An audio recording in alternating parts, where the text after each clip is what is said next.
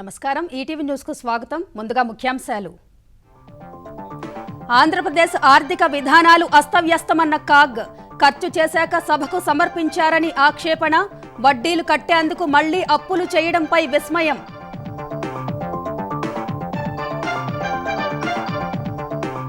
తెలంగాణలో ధాన్యం కొనుగోళ్లపై ఎటూ తేల్చని కేంద్రం, యాసంగిలో వరి వేయవద్దని స్పష్టీకరణ, ఢిల్లీ పెద్దల తీరుపై మంత్రుల అసంతృప్తి. తెలంగాణలో వడ్ల కొనుగోలుపై కాంగ్రెస్ పోరుబాట, నేటి నుంచి 2 రోజుల పాటు వరి దీక్ష, తరలి రావాలంటూ శ్రేణులకు రేవంత్ పిలుపు. ఆంధ్రప్రదేశ్లో కొనసాగుతున్న ముంపు బాధితుల కష్టాలు, పేరూరు చెరువు ప్రవాహ మళ్లింపుతో ప్రజలకు ఇక్కట్లు, నేడు కడపలో కేంద్ర బృందం పర్యటన.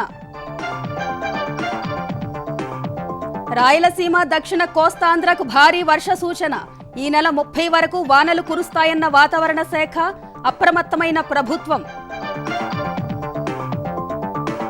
జడ్జీలపై దాడులను అడ్డుకోవాలన్న సీజేఐ జస్టిస్ ఎన్వి రమణ, న్యాయ వ్యవస్థను సామాన్యుడికి చేరువ చేయాలని ఆకాంక్ష.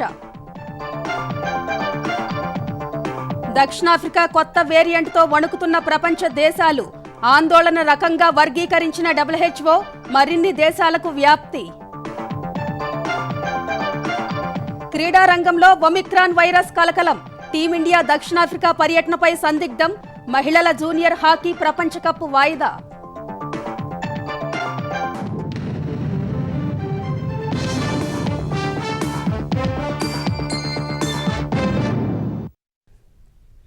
ఆంధ్రప్రదేశ్ ప్రభుత్వ ఆర్థిక విధానాలను కాగ్ నివేదిక తూర్పారపట్టింది.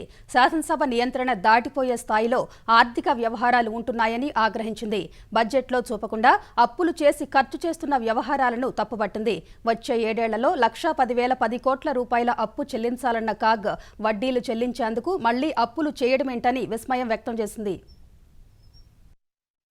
ఆంధ్రప్రదేశ్ బడ్జెట్ నిర్వహణ తీరు బాగోలేదని comptroller and auditor general CAG ఆక్షేపించింది. 2020 మార్చి నెలాఖరుతో ముగిసిన ఆర్థిక సంవత్సరానికి ఆడిట్ పూర్తయిన పద్దులను కాగ్ విశ్లేషించింది. ఒకవైపు రాష్ట్ర స్థూల ఉత్పత్తిలో రుణాల శాతం పెరిగిపోతోందని, ఏటా ప్రభుత్వానికి వస్తున్న రెవెన్యూ ఆదాయంలో వడ్డీకి చెల్లించాల్సిన వాటాయే అధికమని తెలిపింది. గడిచిన 5 ఏళ్లలో కొత్తగా ప్రభుత్వం తీసుకుంటున్న అప్పులో 65 నుంచి 81% పాత అప్పు తీర్చేందుకే వినియోగించాల్సి వస్తోందని కాగ్ నివేదిక స్పష్టం చేసింది. రోజువారీ అవసరాలు తీర్చుకునేందుకు, రుణాలపై వడ్డీలు చెల్లించేందుకే మళ్లీ అప్పు తీసుకోవడం ఆర్థిక అస్థిరతకు దారితీస్తుందని ఆందోళన వ్యక్తం చేసింది. ఈ రుణాలు చెల్లించేందుకు సరైన ఆర్థిక ప్రణాళిక లేకపోతే అభివృద్ధి పనులకు నిధులు ఉండవని ప్రభుత్వానికి కాగ్ తేల్చి చెప్పింది. ఒకవైపు సగటున 6.31% వడ్డీతో అప్పులు తెచ్చుకుంటున్న ఏపీ ప్రభుత్వం కార్పొరేషన్ల ద్వారా కనీసం 0.04% ప్రతిఫలం కూడా పొందడం లేదని ప్రస్తావించింది. 2020 మార్చి నెలాఖరు వరకు ఉన్న లెక్కల ప్రకారం రాబోయే 7 ఏళ్లలోనే 1,10,10 కోట్ల రూపాయల అప్పులను ప్రభుత్వం తీర్చాల్సి ఉంటుందని కాగ్ పేర్కొంది. 2019-20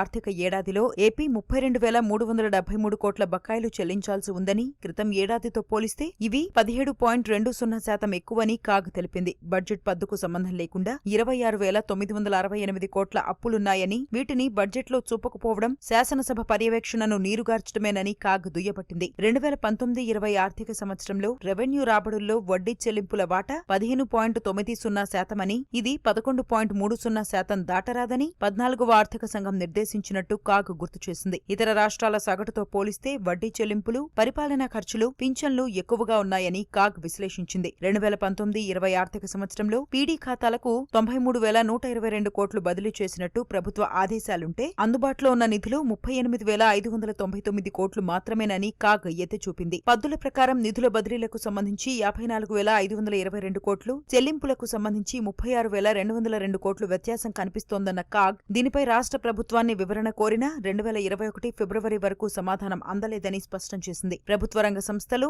అథారిటీలు, అభివృద్ధి సంస్థలు వాటి పద్దులను సమర్పించడం లేదని, నిర్దేశిత ఆర్థిక నియమాలకు ఇది విరుద్ధమని తేల్చి చెప్పింది. కేంద్ర ప్రాయోజిత పథకాలకు కేంద్రమిచ్చే గ్రాంట్లను వేరే ఇతర ప్రయోజనాలకు మళ్లిస్తున్నారని, దీంతో కేంద్రం తర్వాత అందించాల్సిన గ్రాంట్లపైన ఇది ప్రభావం చూపుతుందని పేర్కొంది. 2019-20 ఆర్థిక సంవత్సరంలో 221 రోజులు ఏపీ ప్రభుత్వం రిజర్వ్ బ్యాంకులో కనీస నిల్వలు నిర్వహించలేకపోయిందని తెలిపింది. తెలిపింది. రోజువారీ కనీస నగదు నిల్వ 1,94,00,000 ఉండాల్సి ఉంటే 145 రోజులే ఆ నగదు నిల్వ ఉంచగలిగిందని కాగ్ స్పష్టం చేసింది. ఆర్థిక నిర్వహణ తీరుతెన్నులు సరిగా లేవని, వనరులు, చేబదుళ్ల అంచనాలు తప్పుతున్నాయని కాగ్ ప్రస్తావించింది. అప్పులు తెచ్చి రెవెన్యూ ఖర్చులకే సింహభాగం వినియోగించడమేంటని నిలదీసింది. బడ్జెట్ కేటాయింపులు లేకుండానే వేల కోట్ల వ్యయం చేయడంపైన కాగ్ అసంతృప్తి వ్యక్తం చేసింది. 2019-20 ఆర్థిక సంవత్సరంలో 60,000 కోట్లకు పైగా ఖర్చు చేశారని వెల్లడించింది. అది అధీకృత ఖర్చు కాదని స్పష్టం చేసింది. ధాన్యం కొనుగోళ్లపై కేంద్రం నుంచి తెలంగాణకు స్పష్టమైన హామీ ఏమీ దక్కలేదు. తెలంగాణ నుంచి వడ్లు ఎంత కొంటామనేది ఢిల్లీ పెద్దలు ఎటూ తేల్చి చెప్పలేదు. ఈ అంశంపై కేంద్ర మంత్రి పీయూష్ గోయల్తో తెలంగాణ మంత్రుల బృందం ఢిల్లీలో భేటీ కాగా యాసంగిలో వరి వేయొద్దని కేంద్రం తెగేసి చెప్పింది. తెలంగాణలో ధాన్యం సేకరణపై కేంద్రం నుంచి ఇంకా స్పష్టత రాలేదు. తెలంగాణలో సాగు విస్తీర్ణం భారీగా పెరిగినందున ధాన్యం కొనుగోళ్లు పెంచాలని కేంద్ర మంత్రి పీయూష్ గోయల్ను రాష్ట్ర మంత్రుల బృందం కోరింది. గంటకు పైగా రాష్ట్రంలో సాగు పరిస్థితులను వివరించినా గోయల్ నుంచి మంత్రుల బృందానికి ఎలాంటి సానుకూలత లభించలేదు. ధాన్యం కొనుగోళ్లు 40 లక్షల టన్నుల నుంచి 80 లక్షల టన్నులకు పెంచుతారని ఆశించామని రాష్ట్ర మంత్రులు చెప్పగా తాను కేంద్ర వ్యవసాయ మంత్రితో మాట్లాడానని, వారి నుంచి ఎటువంటి సానుకూలత రాలేదని గోయల్ బదులిచ్చారు. ఏడాదికి ఎంత కొంటారో కేంద్రం తేల్చితే అందుకు తగ్గట్టు రైతులకు దిశానిర్దేశం చేయడానికి కుదురుతుందని తెలంగాణ మంత్రులు తెలిపారు. తప్పకుండా కేంద్ర ప్రభుత్వం రైతాంగానికి ఒక పరిష్కారం చూపిస్తుందనేటువంటి బలమైన ఆశతో వచ్చినాము. కానీ దురదృష్టవశాత్తు వారు నిరాశపరచడం జరిగింది. ఆశాజనకంగా వారు ఇచ్చినటువంటి హామీ ఏమీ లేదు.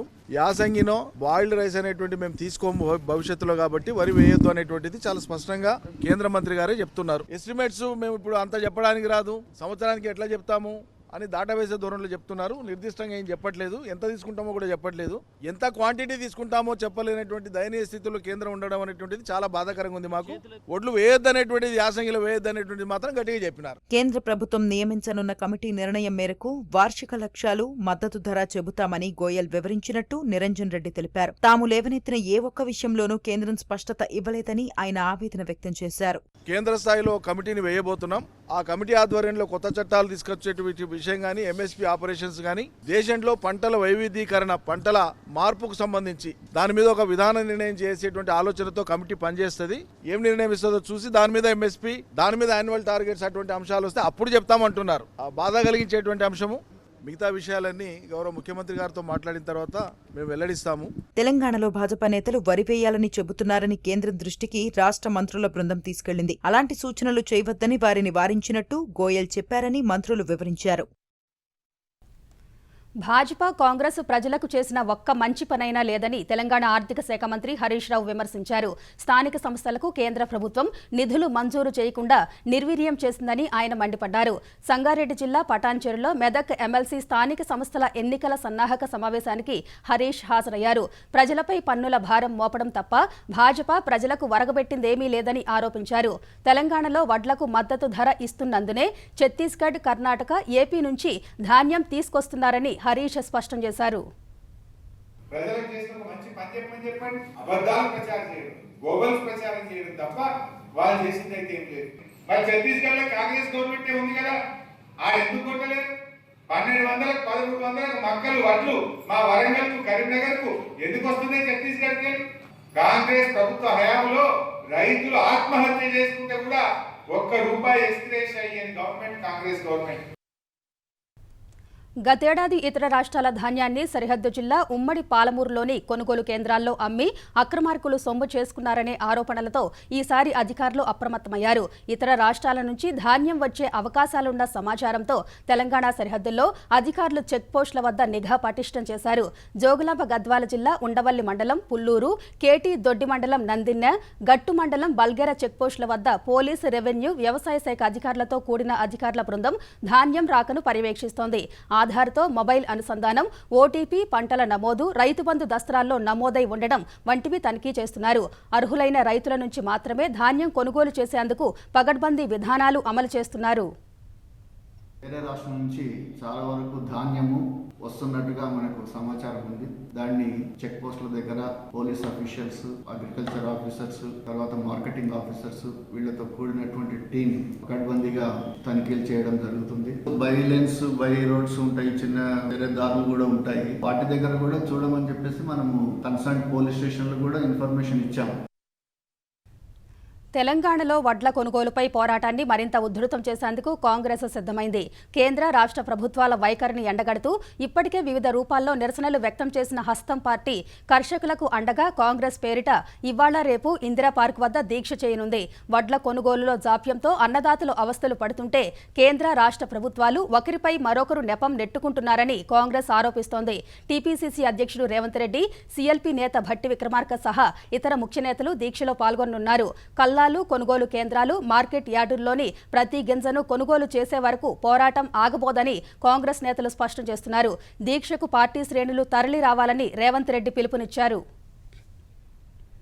తెలంగాణలో ధాన్యం అమ్మకం కోసం రైతులకు తిప్పలు తప్పడం లేదు.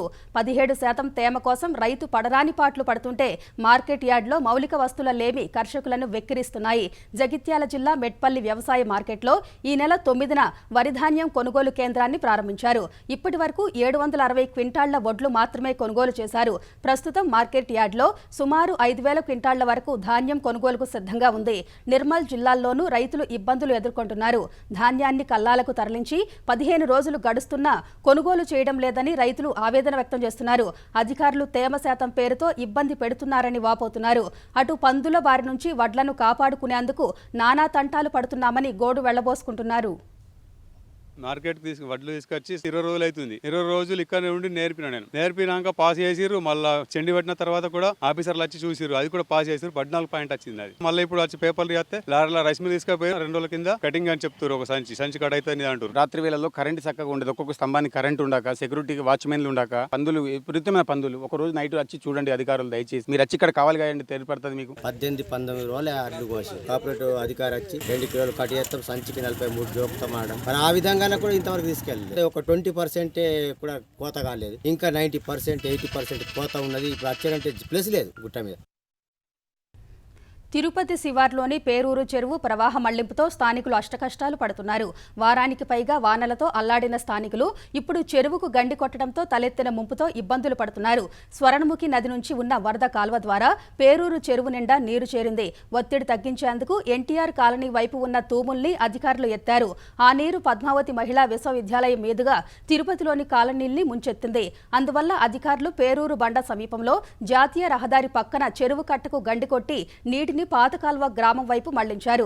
కొందరు నేతలు ఆస్తులు కాపాడుకునేందుకు నీటిని తమ గ్రామంలోకి మళ్లించారని పాతకాల్వ వాసులు ఆరోపిస్తున్నారు.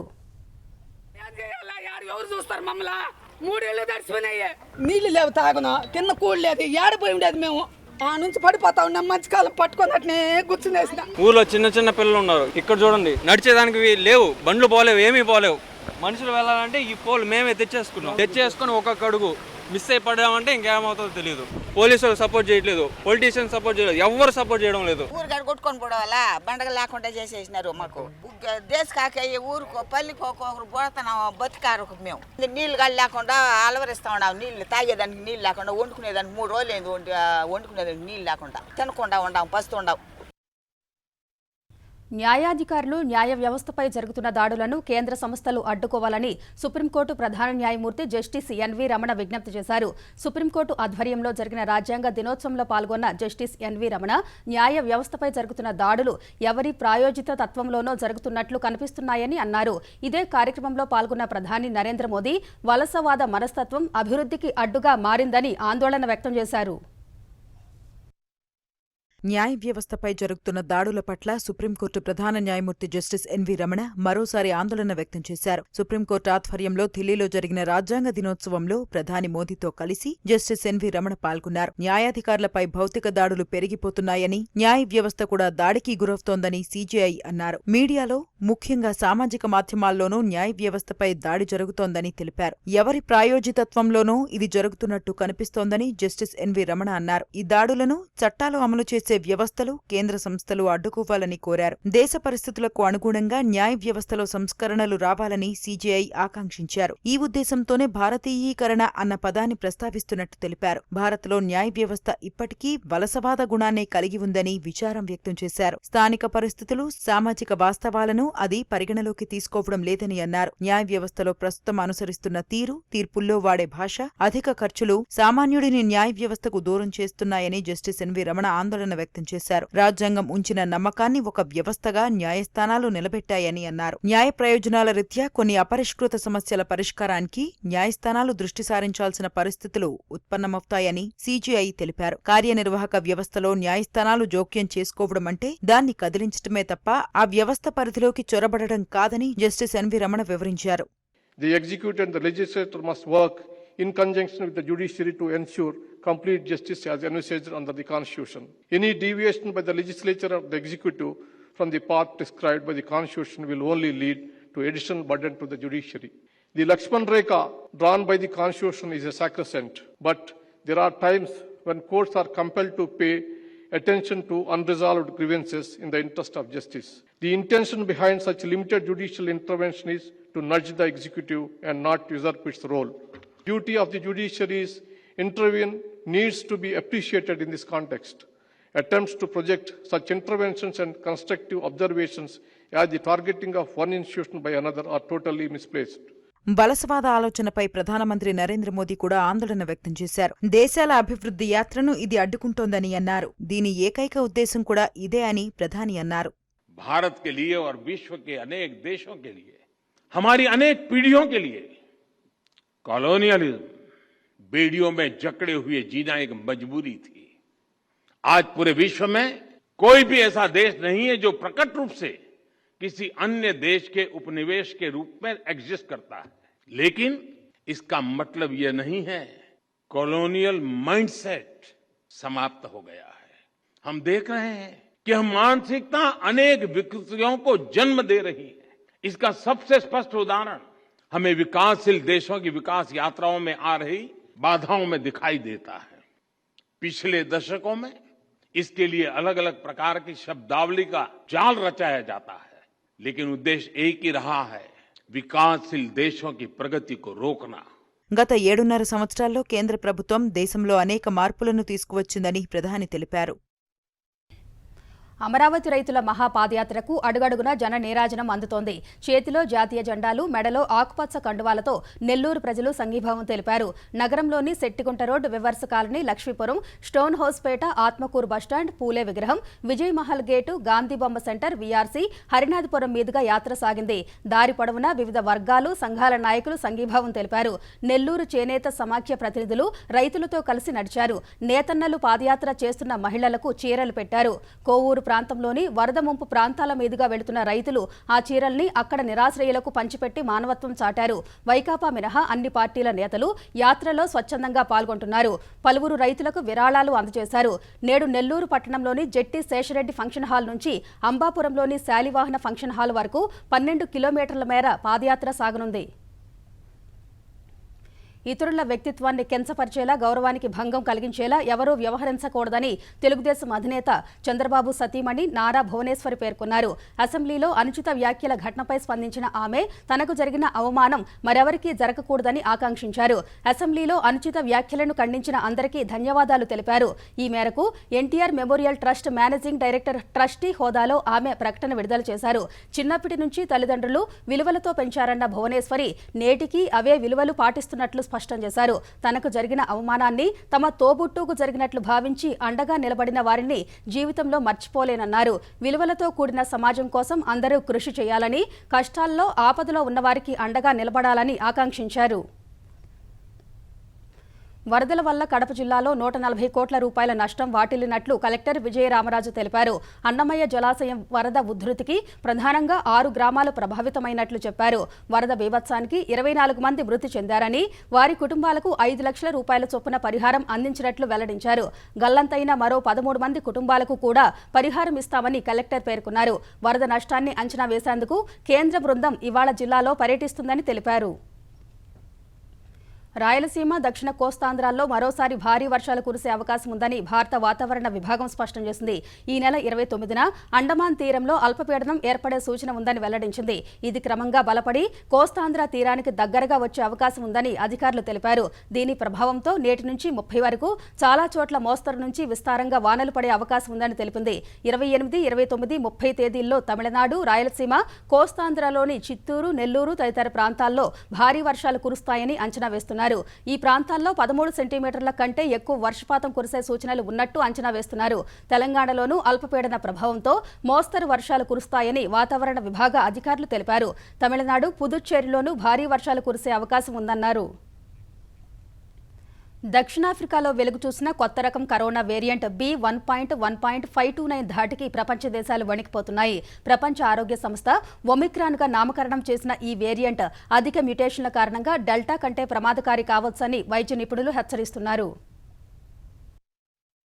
కోవిడ్ కేసులు తగ్గుముఖం పట్టి ప్రపంచం మళ్లీ గాడిన పడుతున్న తరుణంలో దక్షిణాఫ్రికాలో వెలుగు చూసిన ప్రమాదకర కొత్త వేరియంట్ ఒమిక్రాన్ అత్యంత ఆందోళన కలిగిస్తోంది. ఈ వేరియంట్ పుట్టుక నేపథ్యంలో తాజా పరిస్థితిని సమీక్షించేందుకు ప్రపంచ ఆరోగ్య సంస్థ WHO సమావేశమై ఈ వేరియంట్ను ఆందోళనకరమైనదిగా వర్గీకరించి ఒమిక్రాన్ గా పేరు నిర్ణయించింది. ఒమిక్రాన్ అసాధారణ వైరస్ ఉత్పరివర్తనాల కలయికగా శాస్త్రవేత్తలు గుర్తించారు. శరీర రోగ నిరోధక శక్తిని ఇది ఏమార్చి విస్తృతంగా వ్యాపించవచ్చని భావిస్తున్నారు. ఈ వేరియంట్ కు ఒకవేళ వ్యాక్సిన్ల నుంచి తప్పించుకోగల లేదంటే మునుపటి డెల్టా కంటే తీవ్రంగా వ్యాపించే సామర్థ్యం ఉంటే మరోసారి కోవిడ్ ఉధృతి తప్పకపోవచ్చని హెచ్చరిస్తున్నారు. కరోనా వ్యాప్తి మొదలైనప్పటి నుంచి చూసిన వేరియంట్ల కంటే ఒమిక్రాన్ అత్యంత ప్రమాదకరమైనదిగా సీనియర్ శాస్త్రవేత్తలు చెబుతున్నారు. ఆందోళనకర వైరస్ల కంటే ఒమిక్రాన్ వేగంగా వ్యాపిస్తున్నట్లు గుర్తించారు. దక్షిణాఫ్రికాలో బీటా డెల్టా వేరియంట్లు వెలుగు చూసిన తరువాత 25 రోజుల్లోపు మొత్తం కేసుల్లో వీటి వాటా 20% లోపు ఉండగా ఒమిక్రాన్ కేసులు 90% నమోదవుతున్నాయి. కోవిడ్ సోకి కోలుకున్న వారికి కూడా ఈ వేరియంట్ సోకుతుందని శాస్త్రవేత్తలు హెచ్చరించారు. కోవిడ్ టీకా 2 డోసులు తీసుకున్న వారికి కూడా ఇది సోకుతూ ఉండటంతో ప్రపంచ దేశాలు ఉలిక్కి పడుతున్నాయి. దక్షిణాఫ్రికాలో కనిపించిన ఒమిక్రాన్ వేరియంట్ పొరుగు దేశం బోత్స్వానాతో పాటు హాంకాంగ్ కు వ్యాపించగా తాజాగా ఇజ్రాయెల్, బెల్జియంలోనూ కేసులు నమోదయ్యాయి.